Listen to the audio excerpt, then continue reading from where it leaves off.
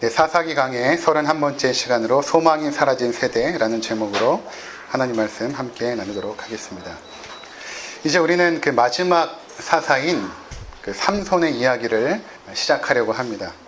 그 삼손 이야기는 여러분들이 어릴 적부터 아마 한 번쯤 들어보았을 것입니다. 굉장히 힘이 센 삼손, 그에게 힘의 비밀이 있었죠. 머리카락이 길고 그랬던 삼손.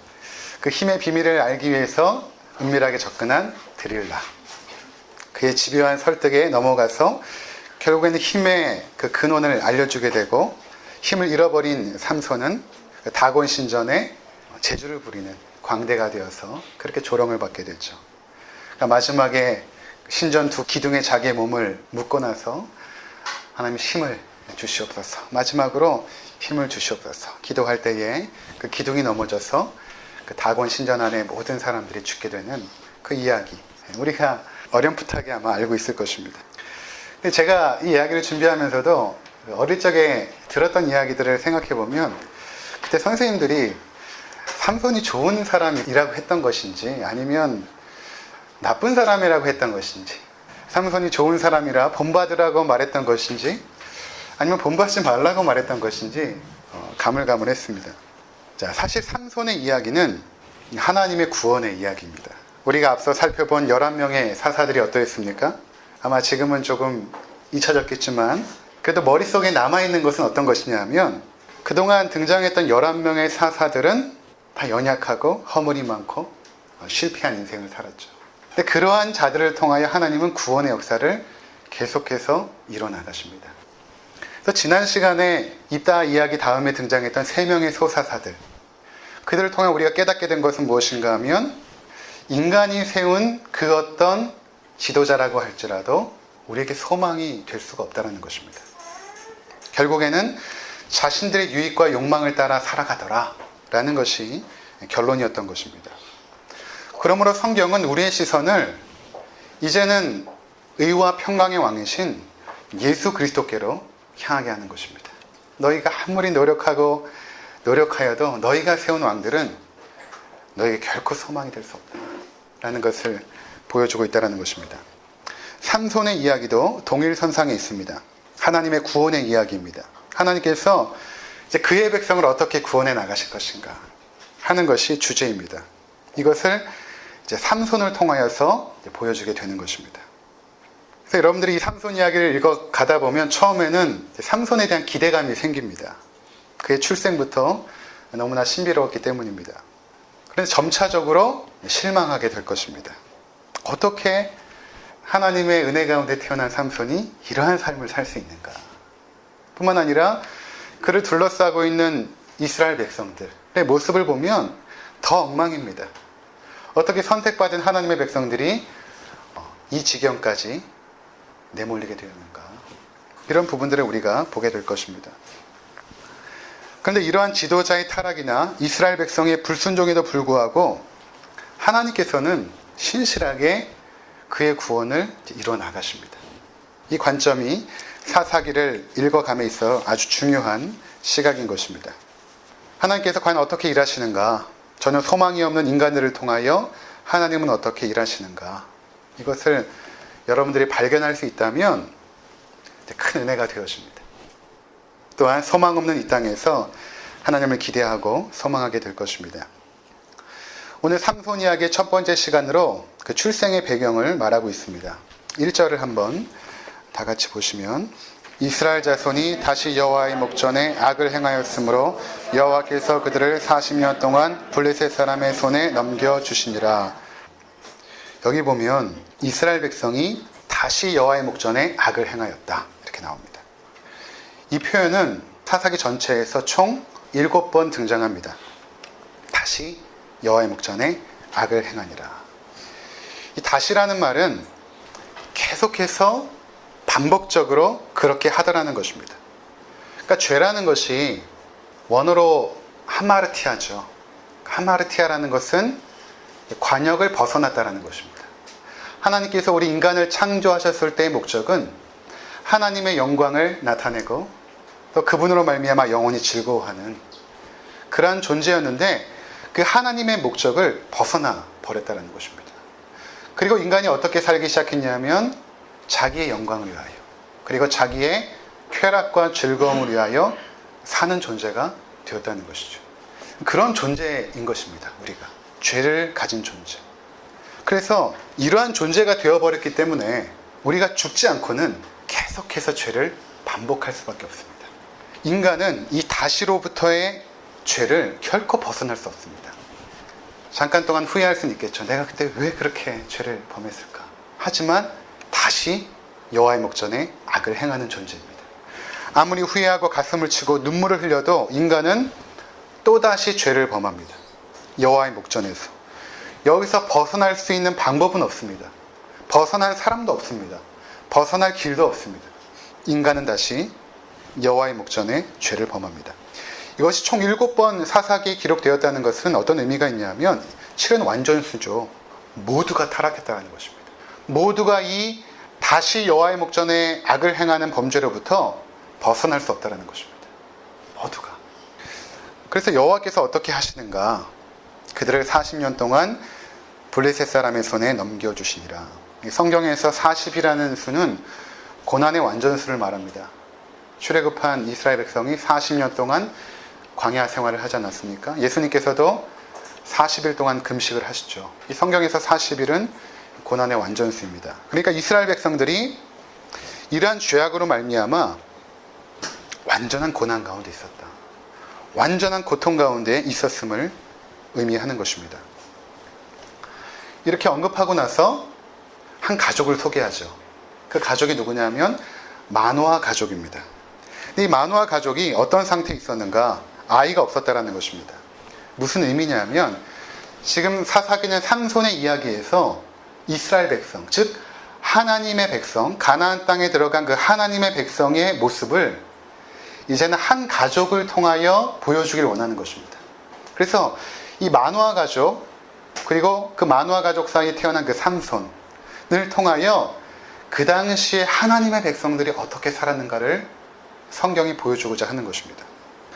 여기 2절을 한번 보시면 13장 2절 우리 함께 읽도록 하겠습니다.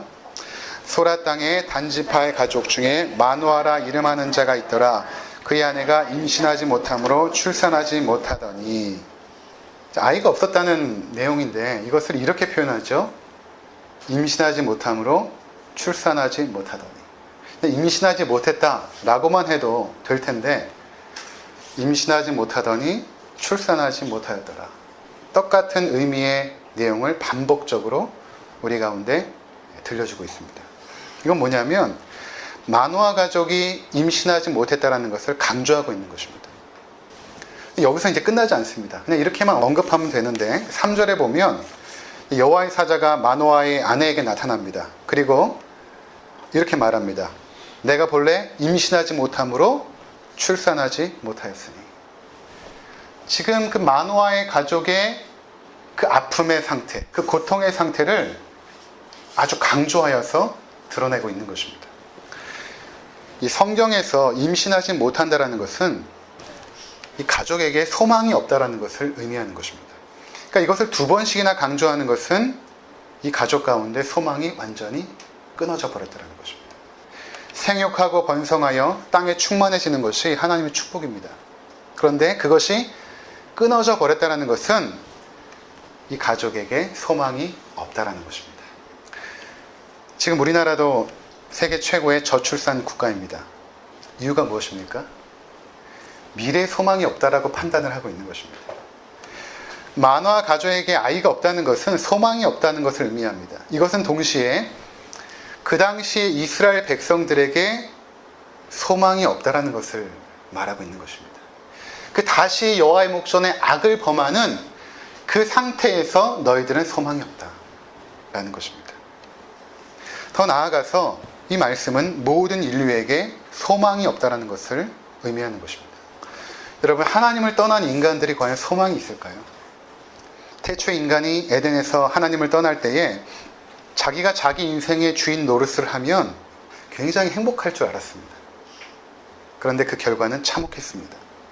하나님을 의지하지 않고 내가 내 인생의 왕이 되어서 살게 되면 정말 무언가 대단해질 줄 알았는데 그들은 사단의 종이 되었고 죄의 노예가 되었습니다. 그런데도 여전히 스스로 노력하면 자신이 행복해질 것이라고 착각하며 살아가요. 우리의 삶을 돌이켜보시기 바랍니다. 여러분들의 과거의 삶을 쭉 돌아봤을 때 내 마음과 뜻대로 살았을 때 정말 행복하던가요? 내가 원하는 것을 이루고 그토록 갖고 싶었던 것들을 소유하고 가고 싶었던 것도 한번 가보고 먹고 싶은 것도 마음껏 먹고 그렇지 않았습니까? 이 사람과 결혼하면 뭔가 대단한 행복한 인생이 시작될 줄 알았죠. 또 아이를 낳으면 굉장히 행복할 줄 알았습니다. 직장에서 진급하고 연봉이 오르면 꿈꾸지 않습니까? 직장을 다니면서 굉장히 행복할 줄 알았습니다.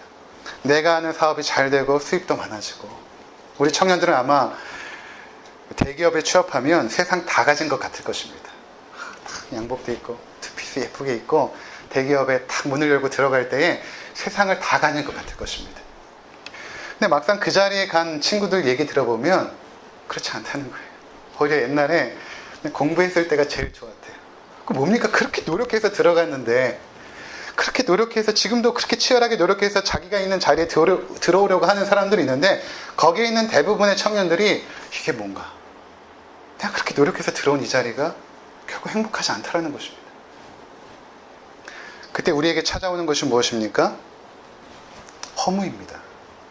그리고 공허함입니다. 근데 이것을 우리가 인생 가운데 계속해서 반복하게 되죠. 계속 반복합니다. 계속 무언가를 또 다른 것들을 소망하게 되고 그것을 또 얻게 되면 또 허무해집니다. 또 공허해집니다. 근데 이것들이 반복되면 반복될수록 우리 가운데 찾아오는 것은 무엇인가 하면 우울함입니다. 소망이 없으니까 이제는 노력하는 것조차 싫은 것입니다. 사는 게 재미가 없습니다. 근데 중요한 것이 있는데 이러한 것을 우리가 알게 되면 오히려 소망을 가질 가능성이 많습니다. 그런데 이것을 모르고 그냥 계속 살다 보면 죽기 전에 피눈물을 흘리게 됩니다. 무슨 말인가 하면 세상에 소망이 없음을 인식할 때에 그때 하늘의 소망을 받아들이게 됩니다. 그런데 세상은 계속해서 우리를 속이죠. 소망이 없는 우리에게 거짓 소망으로 이것이 진짜인 양 위장하여서 계속해서 던져줍니다. 세상에 소망이 있다라고 말을 합니다. 정치인들이 하는 말이 주제가 대부분 무엇입니까? 우리 당이 소망이 있다는 것입니다. 우리가 정치를 하면 소망이 있다는 것이죠. 여러분, 우리 한국의 역사를 봤을 때 한 번이라도 소망이 되었던 지도자가 있었습니까? 과학 문명은 어떻습니까? 계속해서 진보하면서 소망을 줍니다. 이렇게 핸드폰 하나만 가지고 있어도 무엇이든지 할 수 있는 세상이 되리라고 말합니다. 불과 몇 년 전에는 생각이나 해보셨습니까? 핸드폰 하나로 뉴욕 한복판에서 어떤 일이 벌어지는지 실시간으로 볼 수가 있습니다. 의학은 어떻습니까? 이제 100세의 시대이고 우리 자녀들은 120세 시대입니다. 불치병을 정복해 나가고 있습니다. 소망이 있다라고 말합니다. 의학이 이렇게 발전하니까 여러분 소망이 있습니다 라고 말합니다. 그런데 여러분, 불과 10년 전과 지금을 비교해 봤을 때 지금이 더 행복하십니까? 과연 우리가 오래 살면 행복할까요? 120세, 150세까지 살면 행복할까요? 아니면 더 고통스러워질까요? 과학이 발전하면 우리의 삶이 더 나아질까요? 그래서 여러분의 삶이 더 나아지셨습니까? 이렇게 과학이 발전하여서 수많은 일들을 신속하게 처리하는 그 나머지의 여가 시간에 여러분들 뭘 하십니까? 아이들에게 핸드폰을 주어지면 행복해합니까? 아니면 망가집니까?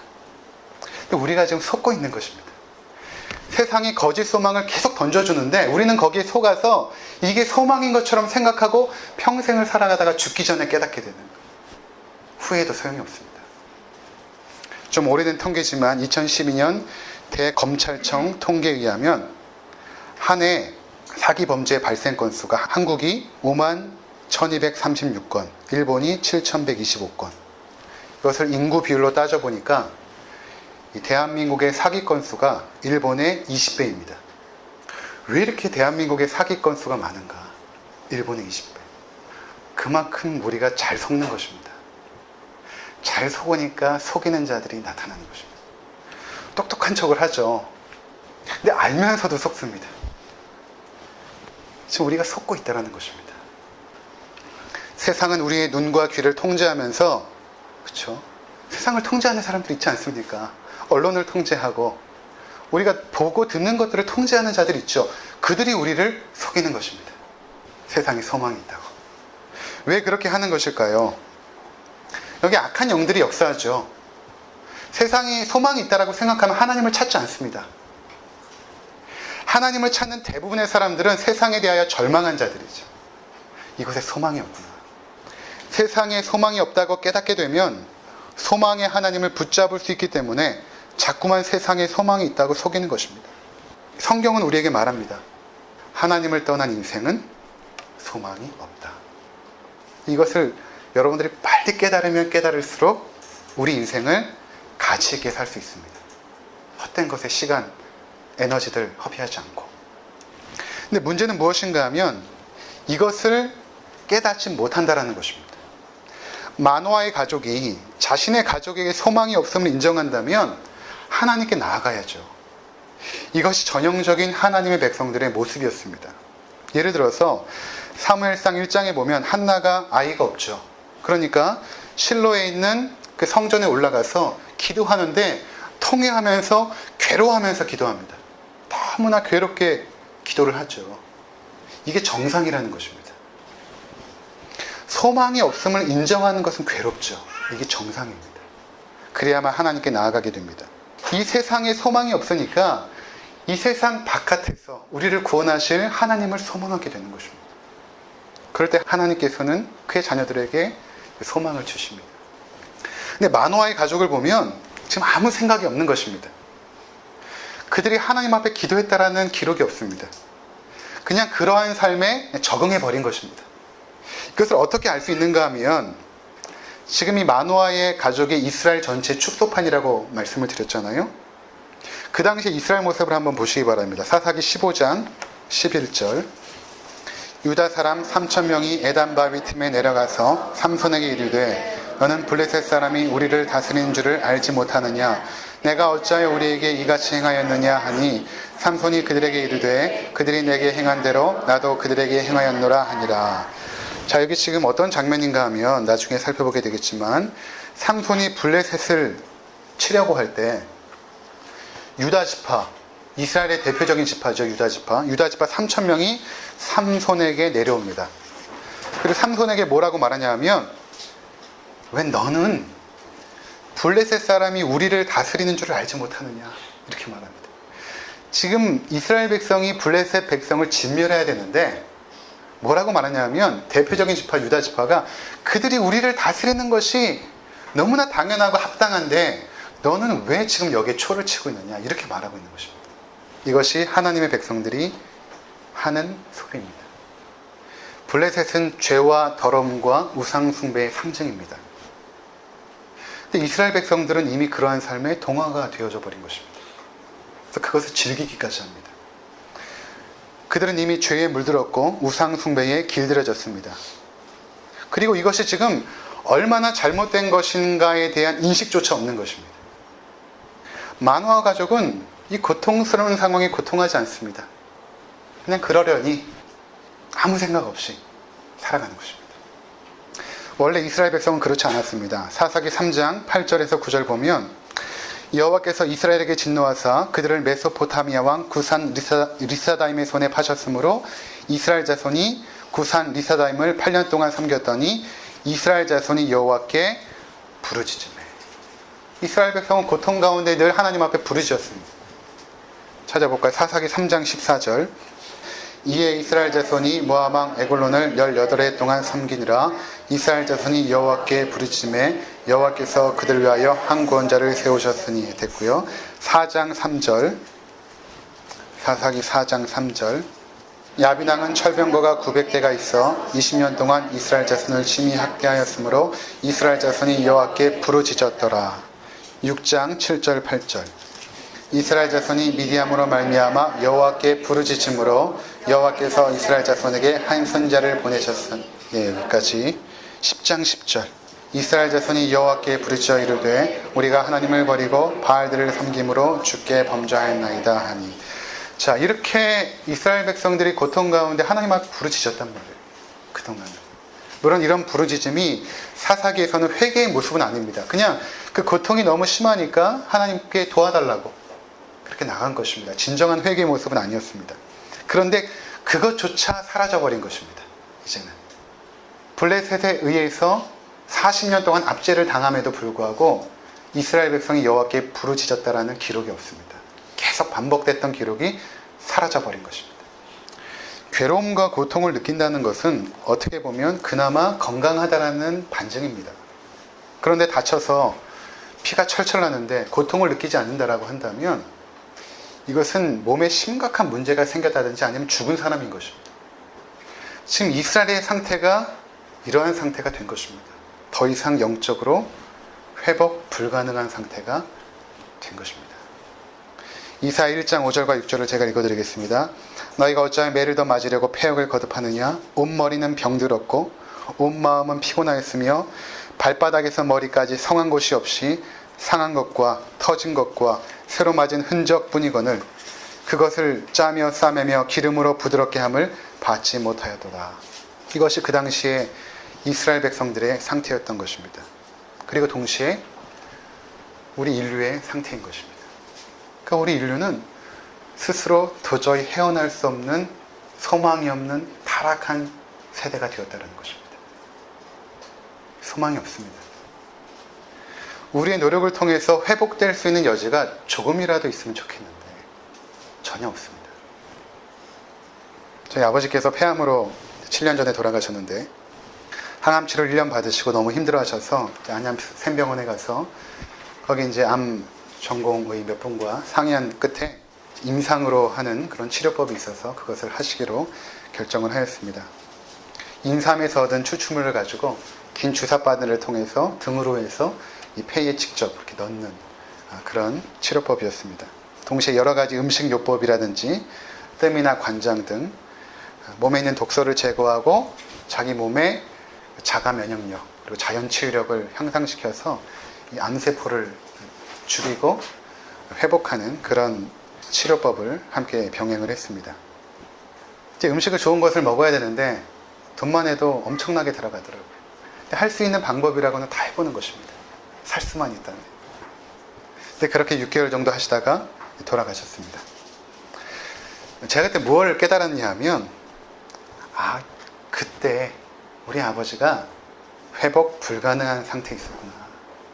조금이라도 회복할 수 있는 가능성이 있었다면 항암 치료든 아니면 그 밖에 다른 치료를 통해서 회복될 수 있었지만 그때 우리 아버지의 상태는 회복 불가능의 상태였구나. 이렇게 깨달았습니다. 그런데 그 과정에서 가장 나쁜 놈들이 누구냐 하면 이거 먹으면 낫는다라고 속이는 놈들이 옵니다. 그 인간의 약한 마음을 이용하여서 악용하여서 속이는 놈들이 나타납니다. 이거 먹으면 낫습니다. 아무것도 아닌데 몇백만 원 이렇게 하는 것들이에요. 마치 우리가 처한 상황이 이와 같습니다. 우린 그 어떤 노력으로도 구원에 이를 수가 없습니다. 이 소망 없는 세상에서 구원받을 길이 없습니다. 그런데 저 악한 사단은 여러 가지 방법을 동원하여서 우리를 지금 속이고 있는 것입니다. 너희가 좀 더 좋은 대학에 가면, 대기업에 취업하면, 더욱더 외모가 아름다워지면, 멋진 자동차를 타고 강남에 있는 좋은 아파트에 살게 되면 너희가 행복해질 것이다. 그것이 너희 소망으로 삼아라. 거짓 소망을 계속 던져줍니다. 여러분 속지 마십시오. 이 세상에 우리에게 참 소망이 없습니다. 오직 우리의 참 소망은 우리 구주 예수 그리스도 한 분뿐이십니다. 예수 그리스도를 믿고 그분을 의지하여 살아갈 때만이 이 소망 없는 세상이 소망으로 바뀌어집니다. 어떤 집에 사느냐가 더 이상 중요하지 않게 되어집니다. 그것을 소망으로 붙잡고 사는 사람들은 늘 마음에 불안하기도 하고 절망하기도 하고, 나는 왜 저기 못 가지?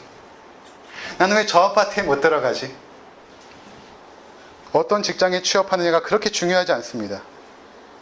그냥 아주 영세 기업이지만 최저 생활비를 받지만 그게 나에게 그다지 영향력을 주지 않아요. 예수 그리스도가 나의 소망이 되시면 그 자리에서 최선을 다하고 만족하며 기뻐하며 감사하며 살 수 있는 존재가 되어줍니다. 근데 자꾸만 세상은 저 대기업에 들어가야지만 너희에게 소망이 있다라고 말하니까 거기에 속고 있는 것입니다. 우리 청년들이 지금. 그 사람들 만나서 물어보세요. 행복하냐고. 학벌이나 직장이 변변하지 않아도 자신 있고 당당해집니다. 여러분들이 그거 자꾸 소망하니까 자꾸 위축되는 거예요. 좋은 대학 나온 사람한테. 좋은 배경 가지고 있는 사람들 만나면 자꾸 위축되는 거예요.